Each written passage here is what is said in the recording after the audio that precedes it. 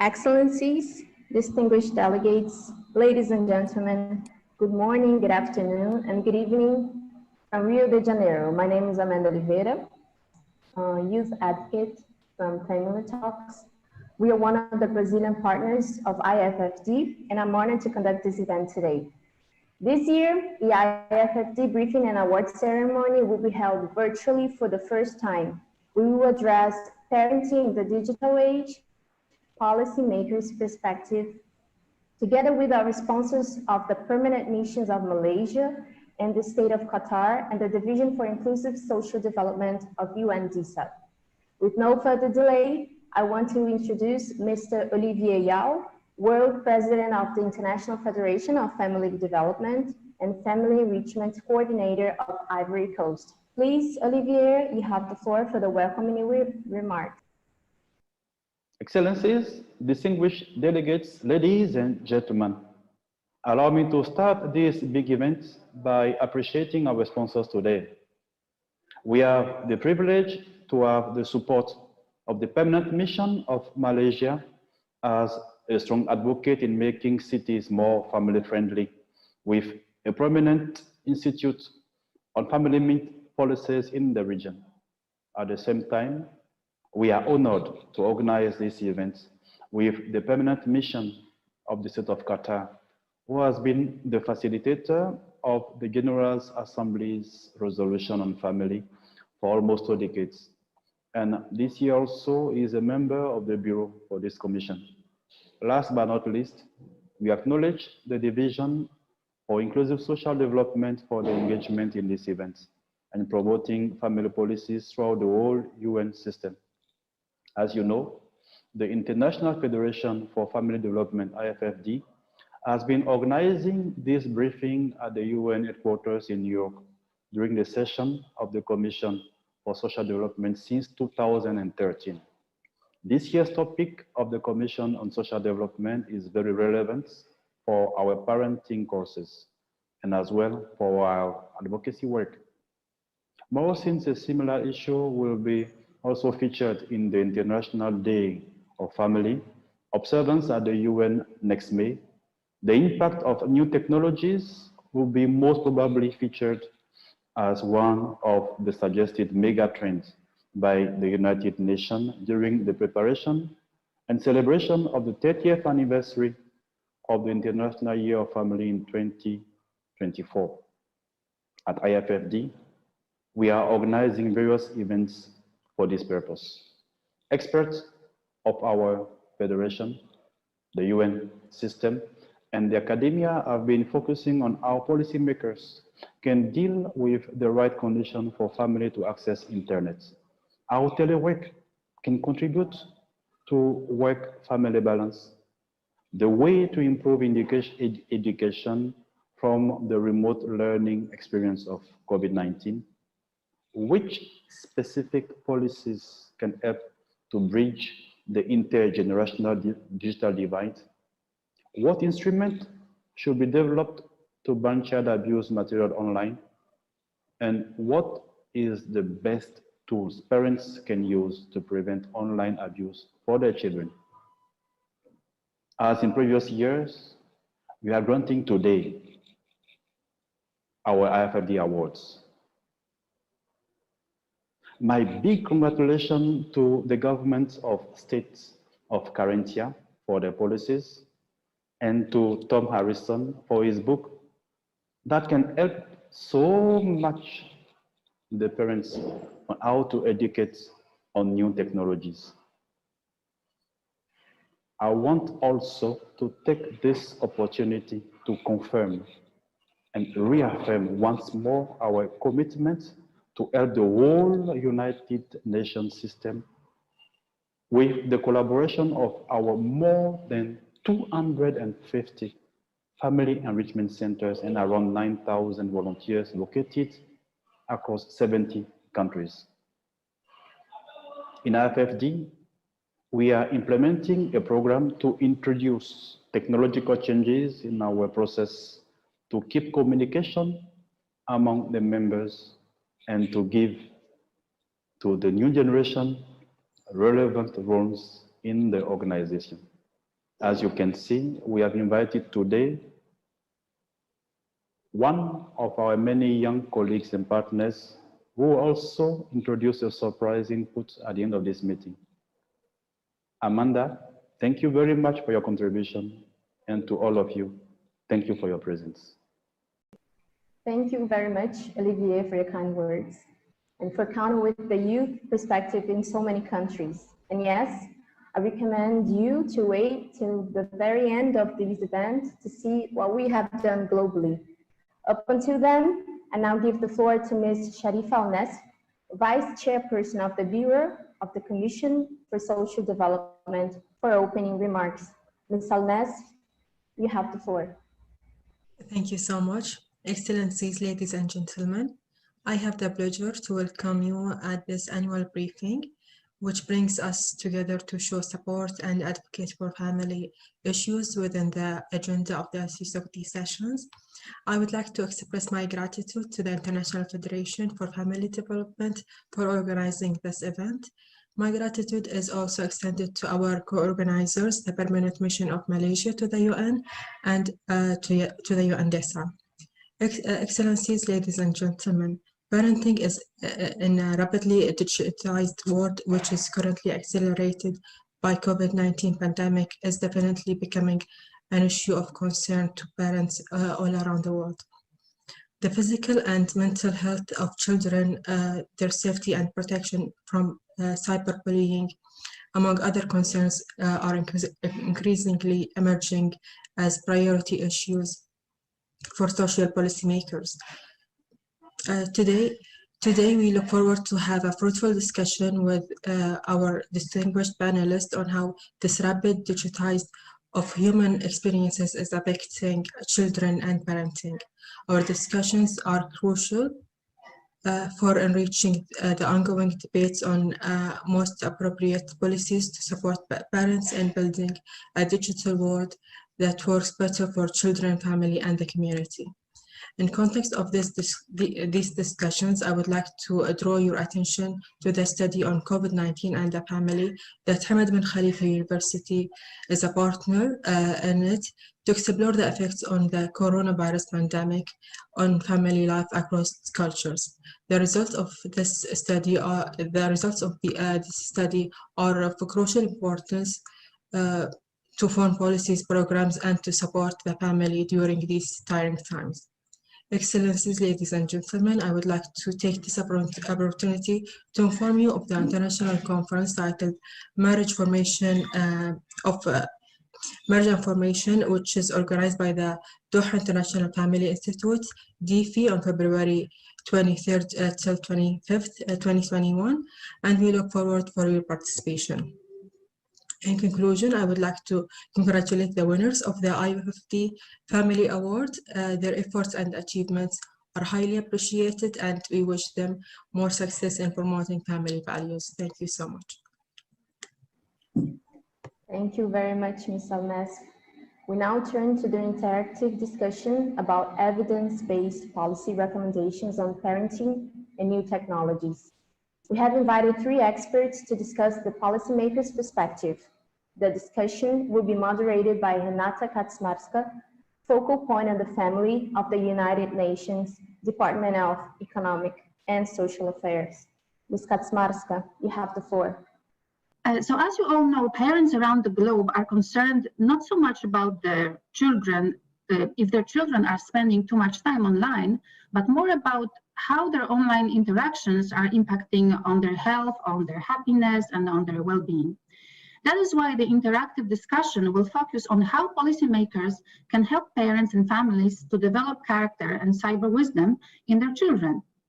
It will spur parents' proactivity in seeking to cultivate values, qualities, and skills in their children. So in our discussion, we have several points. So number 1, what is access and opportunities to digital technologies among different families? What are the digital opportunities access for all? Number 2, how the digital gap impacts the sustainability and efficiency of parenting, and how policymakers, industry leaders, and global media partners support parents build a digital world that works better for every child, family, and community.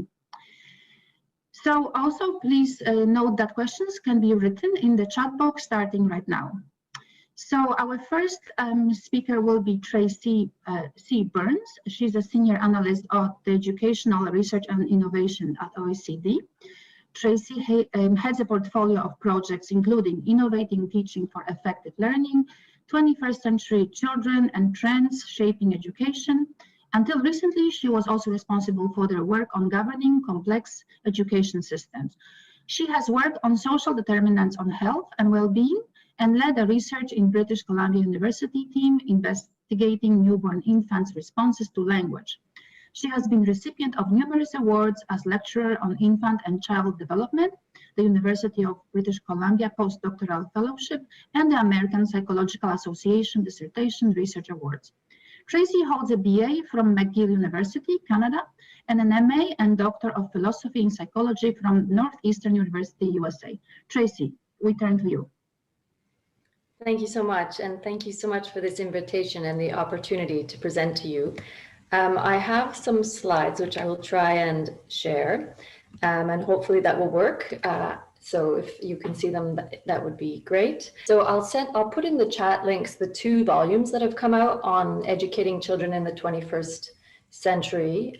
One is about emotional well-being and the other one is about happy and healthy children. And so our work has really looked at the intersection between sort of well-being and the digital age. And I was asked to present in sort of a recommendation form. So I'll sort of distill our 5 policy messages for you here in the 8 minutes that I have. And the first one is very basic about building a better evidence base. We have very little data on particularly 0 to 8-year-olds and their use of technology, but also the impacts of that use, even less on parents and the interaction there. We have very little longitudinal and experimental evidence, and that's just incredibly important to put together. At the OECD, we do have one study. This is our International Early Learning Study, which shows these are 5-year-olds from 3 countries, so quite a limited data set, but just shows, of course, what we already know, which is that 5-year-olds use technology often, every day, substantially, or at least weekly for most cases. And interestingly, it's actually connected or positively linked to a number of outcomes. For example, mental flexibility, or whether or not children have actually used digital devices in these 3 countries. Obviously, this would need to be replicated in more countries, but it's an interesting discussion point around how we want to position ourselves in terms of using digital devices and how best to aid children get the sort of positives while reducing the negatives. The second major point I'd like to make is, now my screen is frozen. I'll just keep going, is about addressing policy fragmentation. And so effectively what happens when we have, okay, this might work. Yeah. Effectively, when we're looking at this, we're thinking about how we're going to support parents and teachers. And we have 3 aspects. We're thinking about access, and I'm not going to speak a lot about that because I think Matt from UNICEF will cover that, or at least I hope he will. There's the skill development part, and then there's also what we would like to think of as digital citizenship. So not just basic skills, but actual skills to take part in the digital world. And each of these 3 is important to keep in mind and essential, actually. But when we think about it from a policymaker's perspective, access is handled by education ministries in schools, but also by science and technology ministries, by regulatory bodies, by a number of different policy mechanisms. Skills, similarly, also youth ministries, kindergartens, etc., social affairs ministries. And so you've got different players on a national level and multiple players on local levels, and then more players on international levels. And what we've got in this very complicated mix is not a great way to regulate or understand the governance of this system. So if we really want to think about how we want to support parents and teachers, we have to think what suits them nationally, but we also have to think about what suits them internationally, because this is an inherently global, borderless world. And one of the things that we like to underline is, of course, it's very clear that disadvantaged children, so, and this is even looking within the OECD, children from poor households, children who have tend to come from poorer neighborhoods, that they tend on average to have less good skills, less good digital skills. They also were the ones hardest hit during COVID because they were least able to transfer online. Their schools were least able to help them. And their parents were also least able to give them the help they needed in terms of digital skills and helping with their homework. So it was actually sort of a perfect storm of impact on them that left them potentially even further behind than their more advantaged peers. And we see this play through in the entire system, the importance of really understanding how to intervene with those children who are most at risk. And when we say intervene, I speak often with education, we speak about schools, but we also mean in the family and with parents, because children need to be able to understand their connection to digital skills. And it's the home environment that often teaches them a lot about it. It's certainly their earliest exposure. Going through, if we think about the last 2 points, which is acknowledging the importance of tradition, culture, and priorities, and also including the voices of children, we can't forget this. We often have a discussion around these issues, around the risks, around the sort of things, the negatives, the things we might be sort of worried about, but we don't always ask kids what they actually really like about the digital world and why they're such early adopters and why they're so enthusiastic about it. And part of that is broadening our questions. We work in OECD countries. This is the UN, a much broader conversation. Part of it is asking the right questions, and part of it is listening also to parents, teachers, but also the children. And one of the things we wanted to highlight is when we think about parenting in the digital age, this conversation is happening in a very broad kind of context where there's changes in parenting that are not just about the digital world. So helicopter parenting, which is something, you know, very familiar to many, sort of the overprotective parenting, it's been around since the 1960s. It's very common now since the 1980s. There's a decent amount of research on it. It doesn't appear to have particularly good outcomes for the children. But there's also elements of parental behavior which are very specific to the digital world, which we also have to think about. And right now, it's not really on the policy radar, at least the education policy radar. And I'll just highlight 2 of those.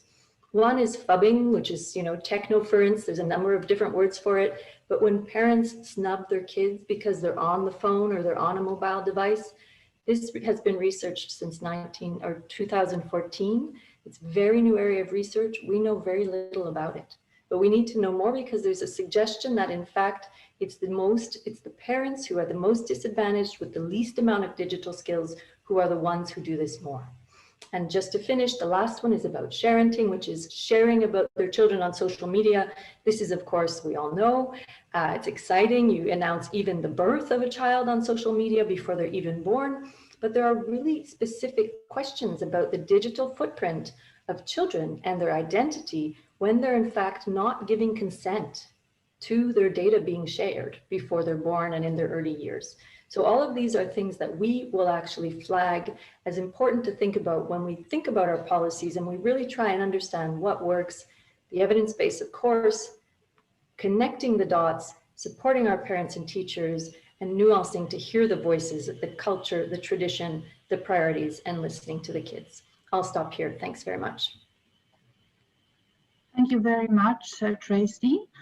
Now we turn to Amina Fazlullah, Equity Policy Counsel at Common Sense Media. Amina is the Equity Policy Counsel in Common Sense Media in Washington, D.C., where she works on a range of issues, including privacy, expanding access to technology, and digital well-being. Prior to joining Common Sense Media, Amina was a Tech Policy Fellow at Mozilla, where she worked to promote broadband connectivity in underserved communities around the world. Amina has also worked with the Benton Foundation, U.S. Public Interest Research Group, for the Honorable Chief Judge James Rosenbaum of the U.S. District Court of Minnesota and at the FCC. Amina, we turn to you. Thank you. I'm so excited and honored to be here. This topic is very important to me and my organization, and so I'm really glad to see it taken up. So what I wanted to start with today is talking through what could drive policymakers to help close the digital divide, and what are those sort of key policy pieces?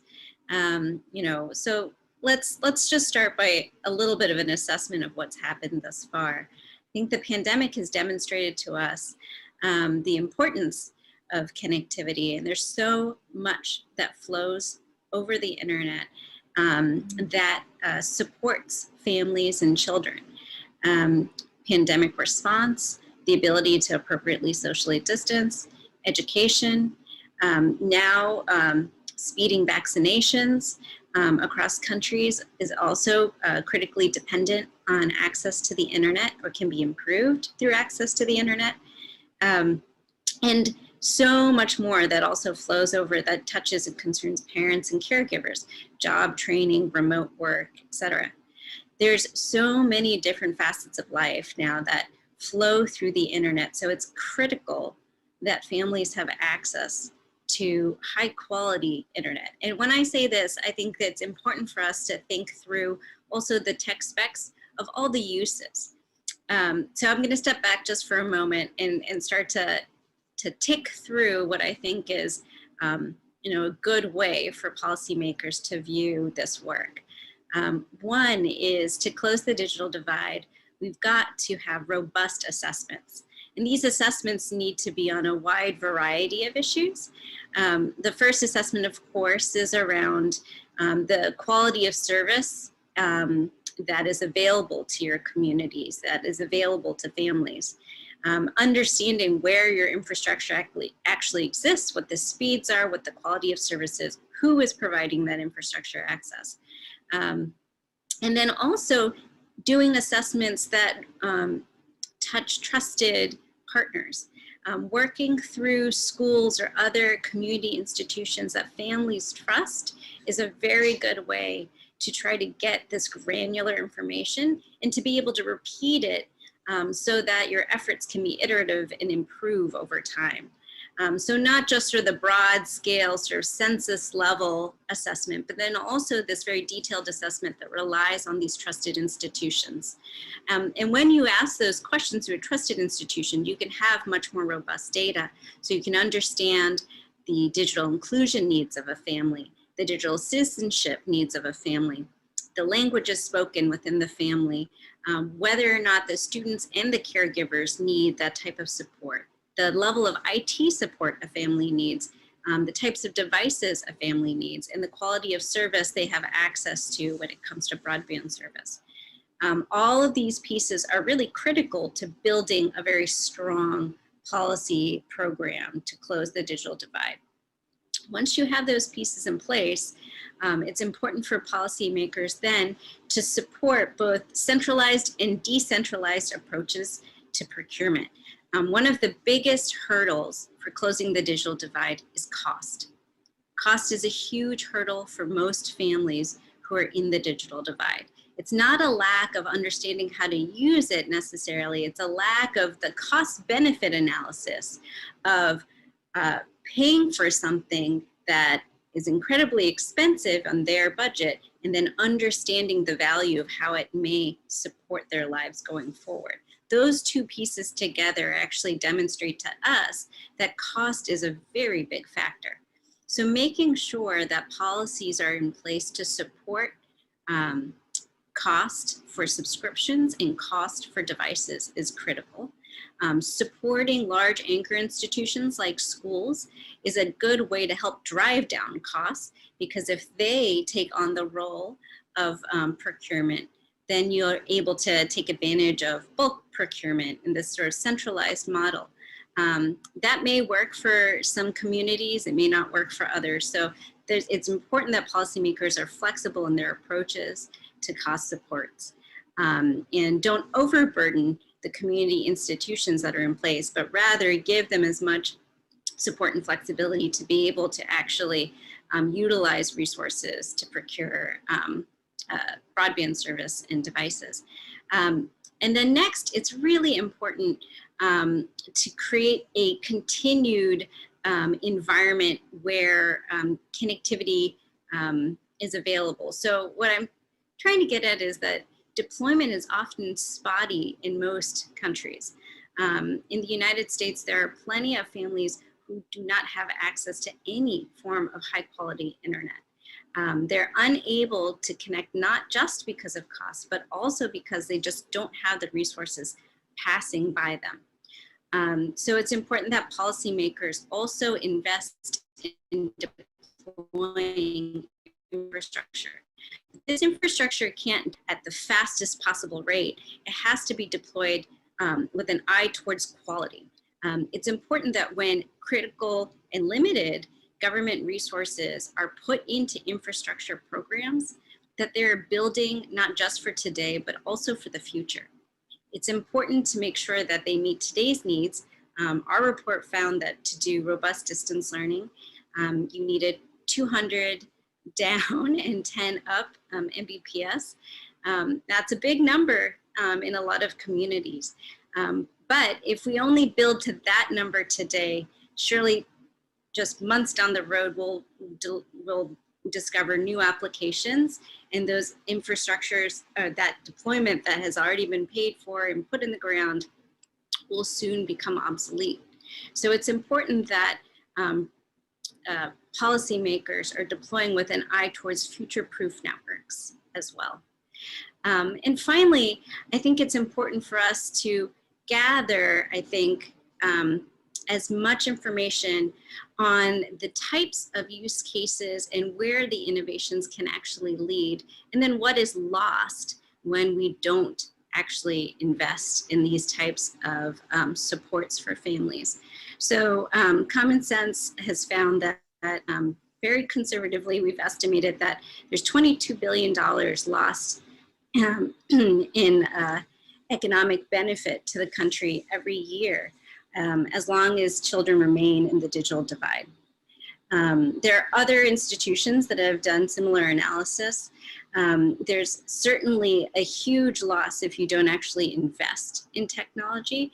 And so better understanding what that loss actually looks like helps drive, I think, better policy decisions in terms of how committed policymakers will be to making sure they actually close the digital divide with not just robust support in the short term, but with an eye towards the long term as well. Thank you. Thank you so much, Amina. Now we move to Matt Broussard. He is a Chief of Education and Development Unit at UNICEF, Office of Research Innocenti. Matt joined UNICEF in 2012 as Senior Education Advisor at UNICEF headquarters, where he was leading the education systems, innovation, data, and evidence for results team. He was responsible for leading on strategy development, including the UNICEF Global Education Strategy 2019-2030. Every Child Learns. Innovations, evidence, and analytical tools for policy dialogue at country level. Before joining UNICEF, Matt served at the World Bank as Senior Education Economist, at UNESCO IEPOL de Dakar as Education Policy Analyst, and at the UNESCO Institute for Statistics as Education Statistician. Matt is a graduate of the French National School of Statistics and Economics and also holds a Diplôme d'études approfondies in Sociology from Paris Institute of Political Studies. Matt, the floor is yours. Many thanks, Renata, and thanks for the invitation. I'm delighted to be in this event to discuss this important topic. So as you said, I have the privilege to lead the education unit at the UNICEF Office of Research Innocenti, based in the lovely city of Florence in Italy, that you can see in my background. We have a growing portfolio in education with 20 qualitative and quantitative researchers who apply mixed methods across about 10 research programs in more than 40 countries that are mainly low-income and middle-income countries. So maybe my perspective would be more on the low and middle-income countries than the presentation from Tracy and OECD. But in broad terms, we focus a lot on learning and on equity, in particular for the poorest and the most vulnerable children. And we are doing more and more primary research on digital learning, for example, on this digital language course called Achilles, implemented for refugees and migrant children in Lebanon and Greece, and more research on the digital platform that maybe some of you know called the Learning Passport that is implemented in partnership with Microsoft. In the context of COVID, we have actually recently done more secondary research on the access and opportunities to digital technologies for learning. And we also got approval for producing a policy brief on how to unlock digital learning for the G20 of this year as part of the task force on digital transformation. So I can share, if you want, I can share a few of our key findings and try to give a related policy implication that we found. First, maybe just putting the things into context, even before the pandemic, as most of you know, I'm sure everybody knows, the world was experiencing already a learning crisis.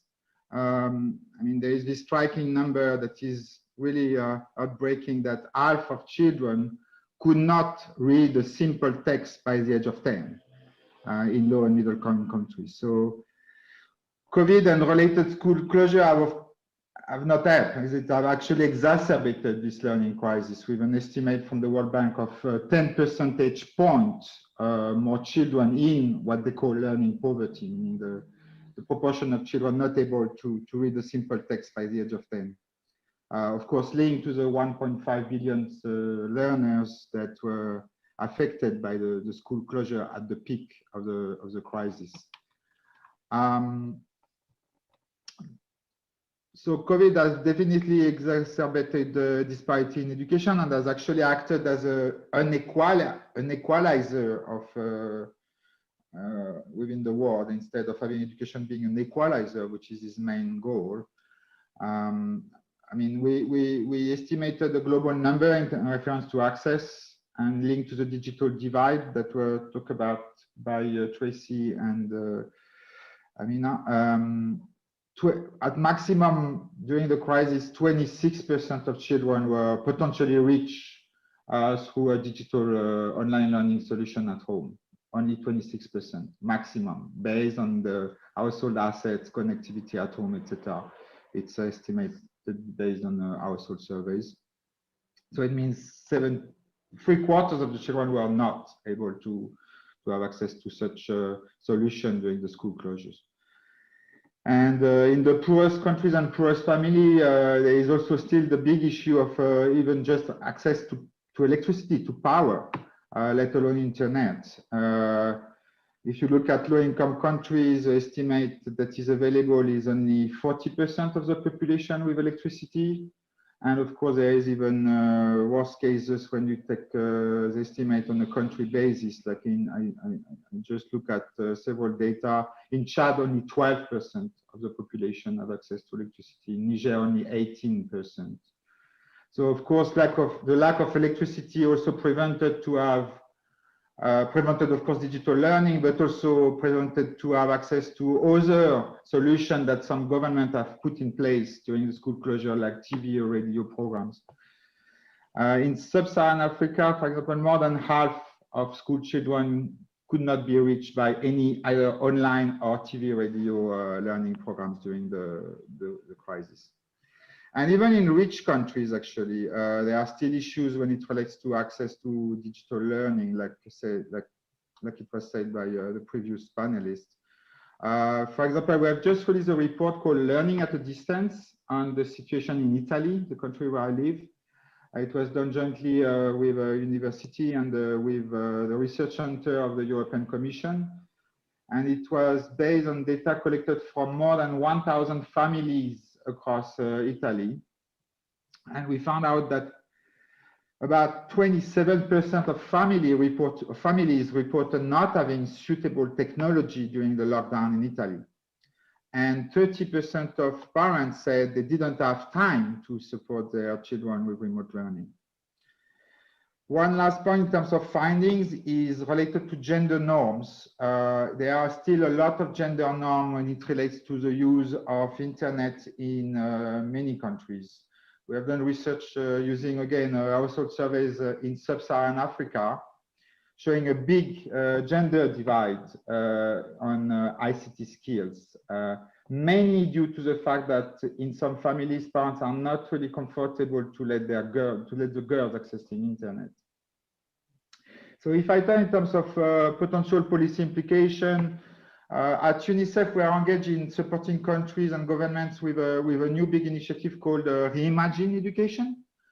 It means, of course, as said previously, putting extra effort for reducing the digital divide, in particular for the poorest countries and the poorest families, supporting increase in connectivities, in access to devices, in subsidizing, data usage costs for families, in particular the poorest.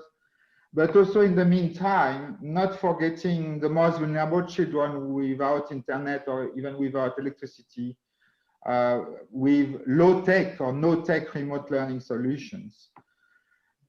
If we want to stop exacerbating further the disparities across and within countries, having digital learning platform working in no and low connectivity context is definitely a must.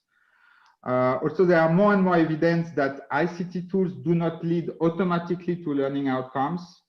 There are some things working, some things working less.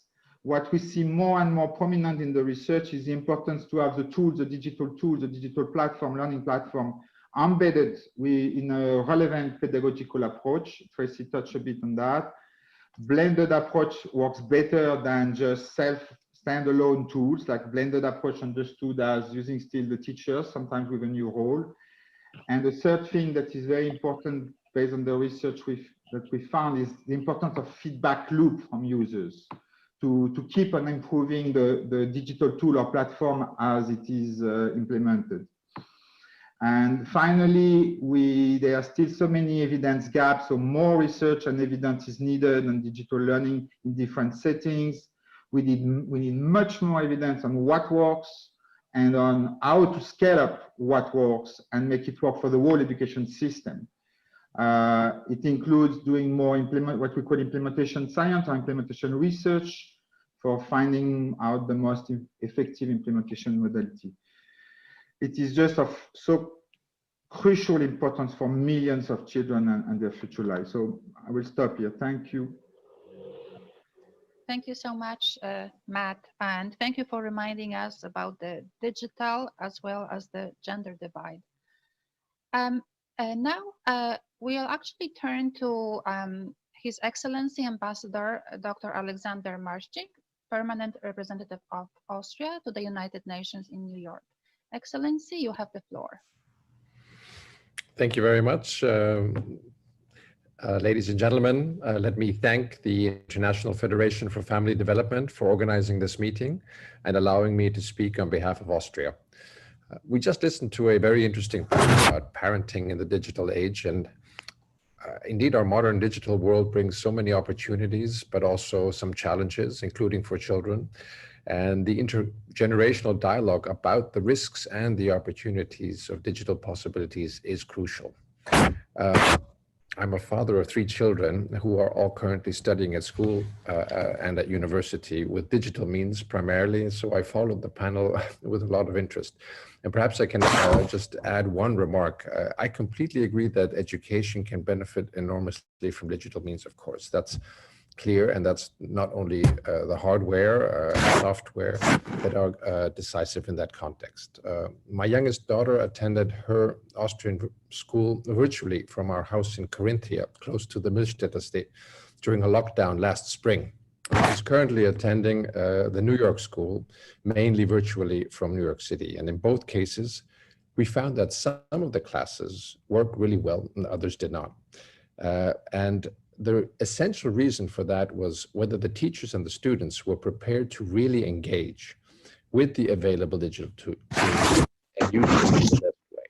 So even in our digital age that we have now, the human factor is very relevant.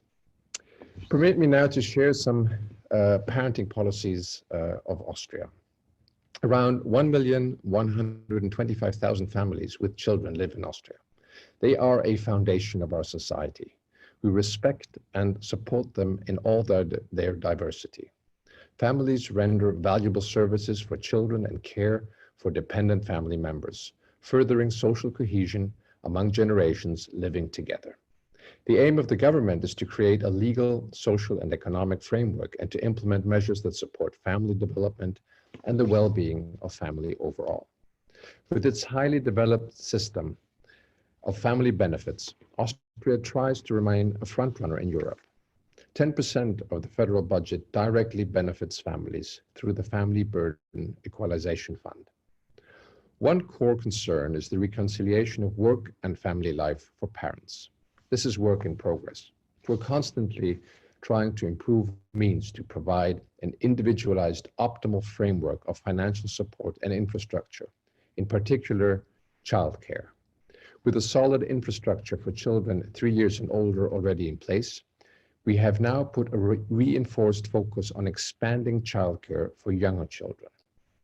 Raising awareness for work-family life balance, including through public-private partnerships, is also part of our strategy. Austria champions an active fatherhood and encourages a modern role perception between both parents, including through various parental leave models. The federal government also subsidizes high-quality parental education projects to increase the variety of affordable parental education by various bodies, particularly nonprofit organizations. Another priority for Austria is supporting parents to raise their children without violence. Violence-free upbringing makes a huge difference for society, but support for parents requires addressing the often very different needs of families and approaches to education by the parents. Like many others, Austria has banned all forms of corporal punishment in the context of children education and upbringing. Training of parents is seen as a structural and an important professional task. Experts from the field of parental education have been commissioned to draw up a curriculum with quality standards for parents, educators, training. Dear friends, these are just a few of many federal policies and nationwide initiatives, but Austria also relies on the great initiatives and the indispensable hard work by our 9 federal states. In this respect, it's a particular pleasure and honor for me to conclude by personally congratulating the federal government of Carinthia for the valuable work that they are doing and for the award of the IFFD, which they will receive today. Congratulations, Governor Peter Kaiser, to you and to your whole team in Klagenfurt. Thank you very much. Thank you very much, Mr. Ambassador. I'm very happy that you mentioned work-family balance as well as parenting education, because these are our major topics that we follow as focal point on the family. So I'm grateful for that Austria is doing so much in those areas. And also active fatherhood, very important. Just to remind everyone that we will have right after this event, we will have an event on digital technologies and work-family balance. So we'll definitely continue the discussion in more detail about this important topic. So now we move to the questions. So the first question we have received is about remote learning and the COVID-19 experience in developing countries. So Matt, to some extent, talked about the fact that ICT tools don't lead automatically to good outcomes, but could we address the issue of how this experience shown some real advantages? Maybe Matt, you could explore this topic a little more. Sorry, just to make sure I understood well your question, can you repeat, because the connection is not great? Right. So this is about developing countries. So do you see advantages of using the digital technologies for learning in developing countries? How do you see the advantages for the future in developing countries? Yeah, okay, thank you. Thank you for repeating it. I'm sorry about that. Just that connectivity, even in rich country like Italy, is not working that well. Of course, there is advantage when it is done properly, I would say. I don't want to sound like it is always negative. For example, we have been doing this research on this language learning course funded by Akelius Foundation in no and low connectivity settings. And it already shows a lot of improvement in terms of learning outcome in writing, in speaking. It's mainly for refugees and migrants, so it's like marginalized, vulnerable children. Now, what we see from the research is that the elements to make it work is, of course, to allow the system to have this function of working offline as well than online. They can go back online when they need to upload the new content of the course, but needs to work also offline because there are huge digital divide in those settings. It needs to be embedded within a relevant pedagogical approach with the type of skills that are needed, including those that Tracy mentioned. It needs to be with feedback loop of users, because that's the way Achilles program works. For example, like teachers and even children can report back on what are the things that are working and what are the things that are not working. And so the developers of the tool can adapt and improve the digital platform as it is implemented based on this feedback. It's of crucial importance. And a last thing, yes, keeping on doing research and evidence building on those platforms, on those programs as they are implemented. So there is definitely advantage when those criteria are met, basically. At least that's what we see so far from the research. As I said, we are now engaging in the learning passport, in the research on the learning passport that is based on the crisis. Many more countries wanted to embark in this initiative, the Learning Passport, which is also a digital platform that is for different contexts. And we will try to also put a research design that is really including this implementation science in order to also support the improvement of the platform as it develops. Did I answer your question? Yes, thank you. Thank you very much, Matt. Let's move to the next question. The question is, how can parents ensure their children are having a quality education online? Perhaps Amina could answer this question. Sure. So let me just start by chiming into an answer for the last question as well. You know, the value for communities that have been traditionally underserved is great. So I would just note that by utilizing any forms of technology to offer resilience in access to education, you expand the amount of hours that students have. And so, for example, in the United States, when communities have had in-person schooling disrupted by natural disasters, wildfires, or any other events, students are able to continue through disruption to have access to some form of education. The other piece is in communities that lack great educational resources. You're able to have, depending on the quality of telecommunications access, you're able to have more contact, again, with educational resources. Even a phone call with a tutor or an educator can be useful. Video obviously would be wonderful, but there are just additional hours that a student can have access to in an under-resourced community if they have access to some form of technology. As far as what parents need to do to support their students, I mean, certainly if you're using digital tools, it's important for parents themselves to understand how to provide some technical assistance to students. When students are faced with interruptions or disruptions with technology, they're quickly distracted and may not engage with the educational content. So trying to provide as much support to sort of scaffold the student to make sure that they are buffered and protected from any kind of technological disruption is really important. The other piece is just being present.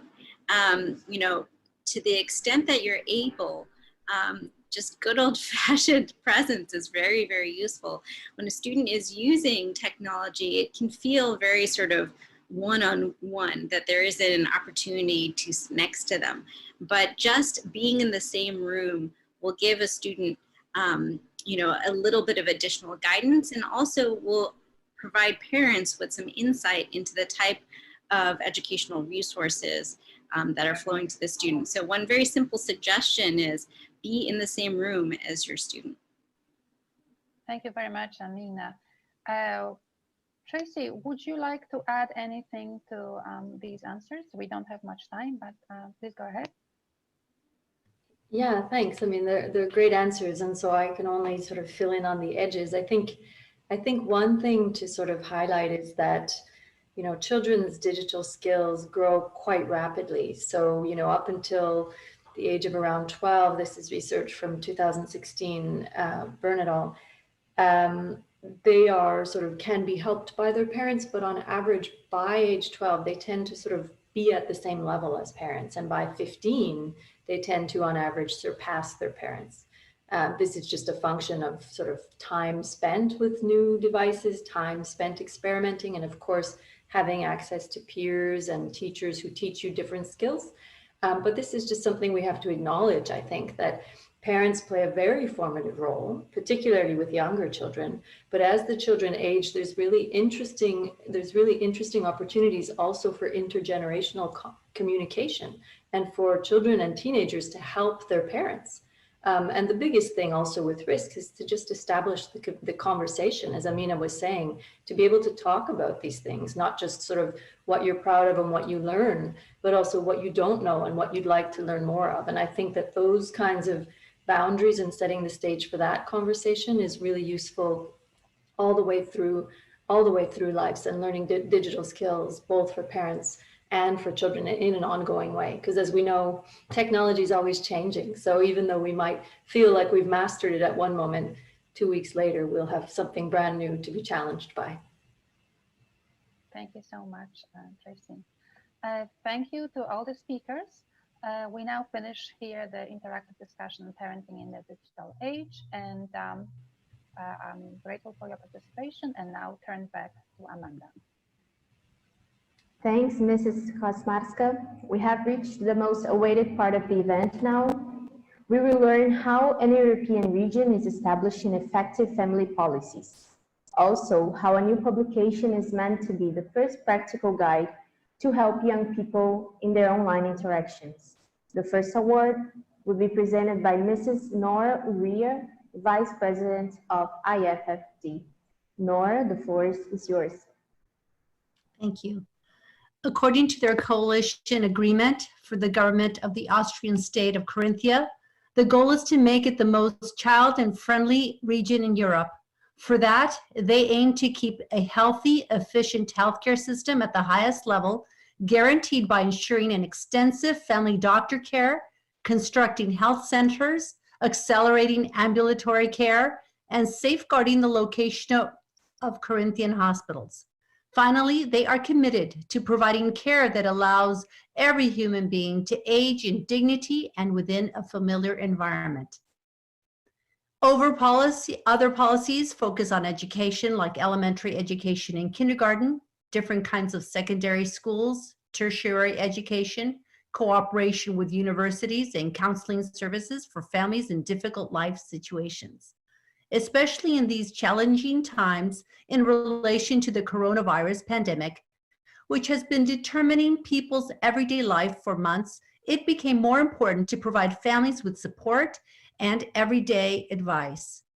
The psychological and financial burden that families in difficult life situations are already exposed to anyway has partly increased due to the massive restrictions in daily life. Also, the uncertain future prospects, often the loss of a family member's job, the lack of opportunities to adequately care for and educate children, represent an enormous challenge for the counseling institutions. Everyday life for families has changed massively. To support and accompany this as well as possible, but also to create new perspectives, support services, and funding opportunities will be the greatest challenge in the upcoming year, but especially also in the years to come. Therefore, the International Board of IFFD has decided to grant one of the 2021 IFFD awards to the government of the Austrian state of Carinthia for their commitment in making their region the most child and family-friendly region in Europe through the follow-up of the Sustainable Development Goals and the Venice Declaration and the support and advice provided to families during these challenging times of the coronavirus pandemic. So congratulations. Congratulations to the region of Carinthia, and I now give the floor to His Excellency Dr. Peter Kaiser, Governor of Carinthia, for the acceptance and words of appreciation. Doctor, you have the floor. Thank you very much, Excellencies, the representatives of the International Federation for Family Development, ladies and gentlemen, dear speakers and experts. The Carinthian government, represented by the Vice Governor Beate Brettner and the responsible person in our government for youth affairs, Sarah Shah, we are very pleased to receive this award. It honors our efforts to make Carinthia the most child and family-friendly region worldwide. Thank you very much also to all of you, and thank you also to Ambassador Alexander Marschik, Permanent Representative of Austria to the United Nations, for his inspiring statement. I send you the best greetings from the Milchstädter See, connecting also the Wörther See. You know this region very well. Ladies and gentlemen, we are committed to implement the Sustainable Development Goals and the Venice Declaration because we want to support families and give all children the same opportunities. Let me briefly mention some of our measures and give you a short overview. To provide immediate support to families in difficult situations, this could be, for instance, financial problems or experience of violence and abuse. We offer free of charge counseling services also during the COVID-19 pandemic. For long-term improvement, we are convinced that education is key to encourage families. We strive to guarantee inclusive, equal, and high-quality education for all. We see education as a lifelong process of learning. Quality education needs the right infrastructure. We provide annual subsidies for the construction and renovation of school buildings. We also invest more in technical infrastructure to make our schools digitally fit, as it has been mentioned before. As you have discussed earlier, the global pandemic showed us the great value of new technologies. We should give all young people access to digital education under the same conditions. Besides being a learning space, schools should also be a space for personal development. Therefore, in our region, social workers in schools prevent and mediate potential conflicts. We provide equal access to education. Every child should have a place in childcare, regardless of the parents' income situation. With the child scholarship, we increasingly reduce parental contributions to childcare. We also financially support Slovenian German bilingual kindergartens. Carinthian Slovenes are an important minority group in our population. We want to promote multilingualism at an early, very early stage. Our education is inclusive. We teach and individually support children with special needs in small classes in regular schools. Also, a team of teachers and social pedagogues takes care of children with social behavior disorders in small groups. Besides education, housing is an important field where we consider the needs of families. We made clear in our building code that noise coming from children's playgrounds and schools is not a disturbance. This sends a clear signal for a child and family-friendly Carinthia. To ensure that social housing remains affordable, this year we invest even more in housing subsidies. New guidelines also guarantee permanently low rents, combined with climate-friendly construction methods. These examples are only a very small part of our overall effort to support families and enable them to be agents of sustainable development. Receiving the award of IFFD encourages us to follow this path also in the future, and I hope with also continuing success. Let us be strong together. We need to join our forces at the international, at the European, at national, and last but not least also at the regional level. Let us together take responsibility for a sustainable future for our children, grandchildren, and the following generations. With congratulations to our second winner, Mr. Tom Harrison, I can say once more, thank you very, very much. Thank you, Dr. Kaiser. The second award will also be presented by Ms. Nora Ria, Vice President of IFFD. Nora, you may take the floor. Thank you. Dr. Harrison is a reader in character education pedagogy and practice and director of education at the Jubilee Center for Character and Virtues at the University of Birmingham. His interests are character education and virtue ethics, character, wisdom at the internet, youth social action, and citizenship education. He was one of the invited speakers of the 20th World Congress of IFFD in October 2019, with more than 1,000 delegates in attendance. During his presentation, he advanced some of the ideas in the book he was writing at the time. Now that book, entitled Thrive, How to Cultivate Character So Your Children Can Flourish Online, has been published. In it, he explains how parents and families can develop character and what he calls cyber wisdom in their children. He talks about his experience of bringing up his own children in the digital world of the United Kingdom. However, because the technologies and software are somewhat universal and global, many of the messages are applicable for parents around the world. The book is a source of advice and inspiration for any parent asking big questions. His core message is that we cannot wait for big tech or policymakers to get their acts together. Instead, we must seek to cultivate values, qualities, and skills in our children that make it more likely that they will do the right thing when interacting online. He also shows how you might do this through two models, React and Thrive, which he first unveiled during his IFFD Congress presentation. Therefore, the International Board of IFFD has declared and decided to grant one of the 2021 IFFD awards to Dr. Tom Harrison for the publication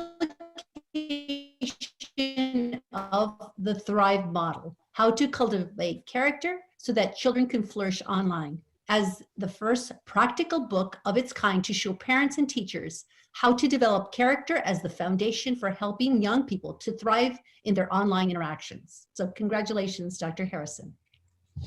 Thank you very much indeed, Nora, and I'm truly humbled to be receiving this family award from the International Federation for Family Development at this truly auspicious event. And I want to thank UN-DESA and the Permanent Missions of Malaysia and the State of Qatar for the UN for hosting this event. And for all the presentations so far.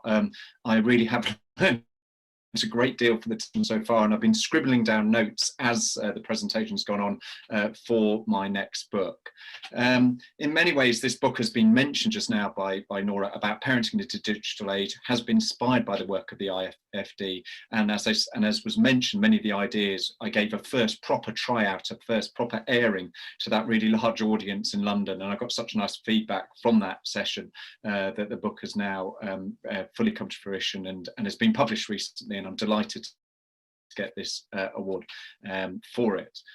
Why spend so much time away from my family writing a book? It's a question I've asked myself many times before. What really possessed me to do, to take on the task of writing a book, especially as writing a book about technologies is so challenging, as everything moves so fast. As has been mentioned by Tracy and others in the presentations earlier, the questions about and Matt, the questions about the impact that technology is having on our children is in many ways, or in many important important questions still unknown. Parents told me that trying to parent in a digital age is sometimes like shooting in the dark while trying to hit a moving target. And that was one of the reasons I wanted to write Thrive, was to help parents and families think about what it means to parent in the digital age. And also one thought really kept me going, and that was that technology may change, but what makes us essentially human tends to stay the same. Our ability to be kind, compassionate, caring, courageous, strive for justice, look for peace, be loving, and many other great qualities is ultimately really what matters. In short, our character. And character is endured as a central idea from the Greek and Aristotelian times and been with us throughout history. Character is the backbone of my book, Thrive, but it's also the backbone of what I think many families really need to survive and successfully negotiate the ups and downs of life. In the book, I explain how our best endeavours to show how character and be the best of ourselves, to be compassionate, honest and wise, is really hard in the digital world. And that's why so many of our children's lives are negatively affected, sometimes seriously, by issues such as cyberbullying, misrepresentation, piracy, and threats to their safety. But it's been said, and this is really stressed throughout my book, it's a positive book, I hope, that there are so many opportunities for our children in the internet.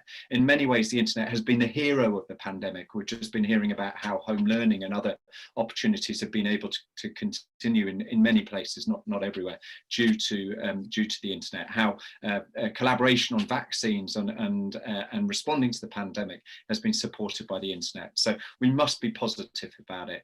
And that's why I think focusing on the quality of cyber wisdom, which is at the heart of the book, the ability to make the right decision, to do the right thing at the right time, is really a focus of it.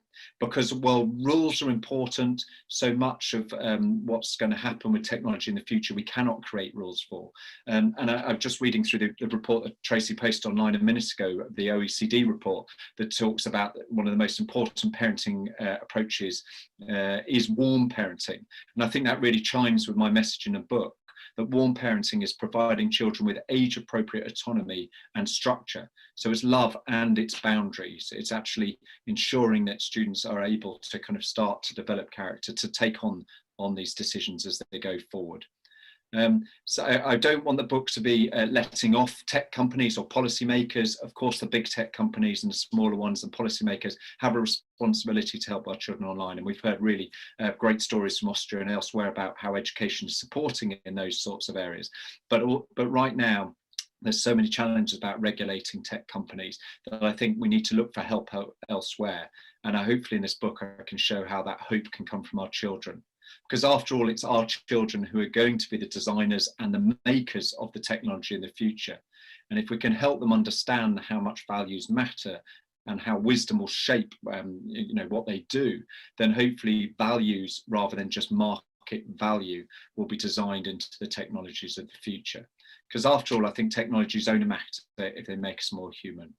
So ultimately, I just want to say a big thank you again to everyone at the IFFD for presenting me with this award. It's really brought a huge smile to my face over the last few weeks, and it's a real honour to be given this award. So thank you so much indeed. We thank you, Dr. Harrison. Now, it's my privilege to introduce Ambassador Sayed from the Permanent Mission of Malaysia to the United Nations for the closing remarks. Please keep in mind that afterwards, we will feature our Young People's Initiative with a very short introduction. Ambassador, you have the floor. Thank you. Excellencies, ladies and gentlemen, firstly, I would like to congratulate and thank the International Federation for Family Development, the Permanent Mission of the State of Qatar, and UN-DESA Division for Inclusive Social Development for co-organizing this event. I would also like to congratulate the winners of this year's IFFD's Family Awards.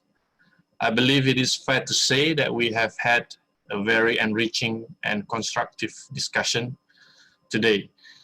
Indeed, the COVID-19 pandemic has greatly impacted families. As a parent myself, I believe that I share the excitement and anxiety of many other parents in dealing and adapting to this new norm of parenting in the digital age. The panelists today have shared and focused on the challenges that we face, the leaps and strides that need to be taken as we move forward in the new norm.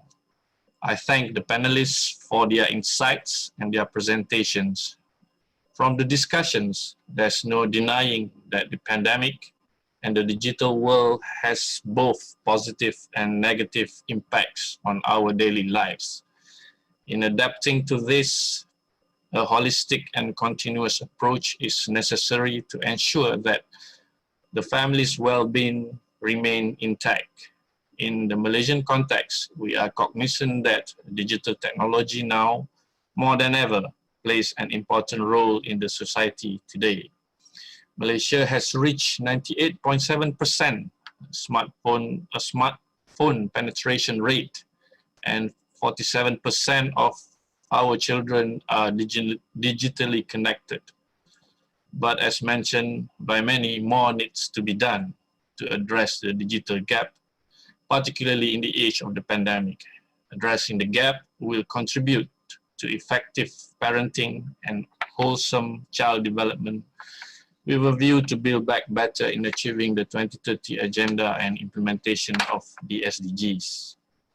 To meet this, the Malaysian government has introduced stimulus packages for the second movement control order, which among others includes telecommunication incentives such as free mobile phone with 120 gigabyte internet data, specifically for the bottom 40 lower income group, 100 Malaysian ringgit e-wallet money for university students, as well as one-off cash aid.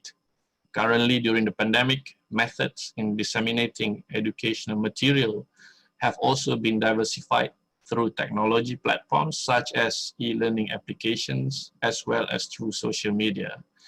Given the rise of domestic violence, technology platforms are also used to share information on parenting, to promote family values, as well as offer consultation services with certified family counselors.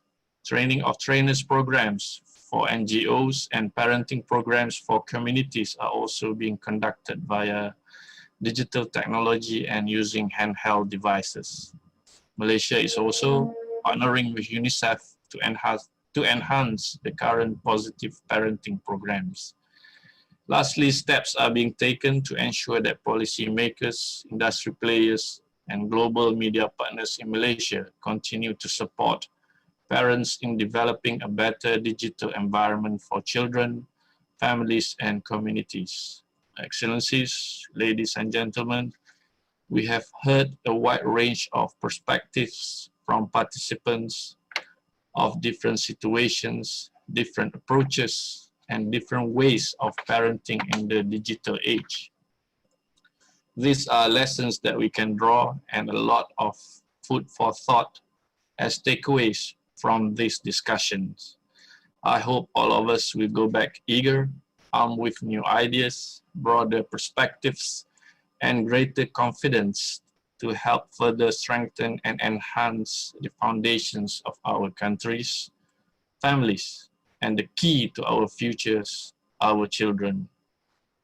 Lastly, let us come together and work hand in hand to ensure the safety and well-being of our children, as well as facilitate and equip parents with better coping skills to overcome challenges in the digital era.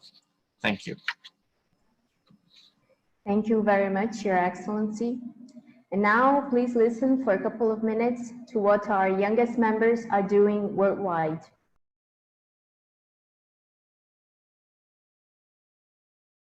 Friendship. Comunicazione. Memorable. Crescita personale. Appassionante. Veränderung. Condivisione. Verbundenheit. Hope. 集思廣益。Freiheit. Vital. Ouverture aux autres. Energy. Plaisir. Freedom. Fraternity. Thinking deeply. Vriendschap. Attention. Inspireren. Relation. Continuare. Aiuti. Migliorarsi. Reflexión. Paurosi. Growing. Quotidianità. Inahekimishia. Interação. Wymiana myśli. Ata cruz. Crecimiento. Alegría. Pananal. Luar biasa. Amistad. Oh my. One word. Growth. Mundo. Depth. Libertad. With this, we have reached the end of our event. Thank you very much for your presence here today. Stay safe, and I hope to see you all next year in New York. Goodbye for now.